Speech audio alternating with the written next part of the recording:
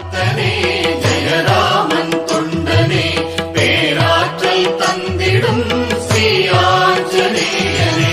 விதிவலியை மாற்றி வைக்கும் வீரமிகு மாருதி ராமநாமம் பாடி வந்தோ உன்னருளை நாடி வந்தோ. நலம் வழங்கும் மாருதி நங்கை நல்லூர் மாருதி நாடி வந்த அன்பரை வாழ வைக்கும் மாருதி.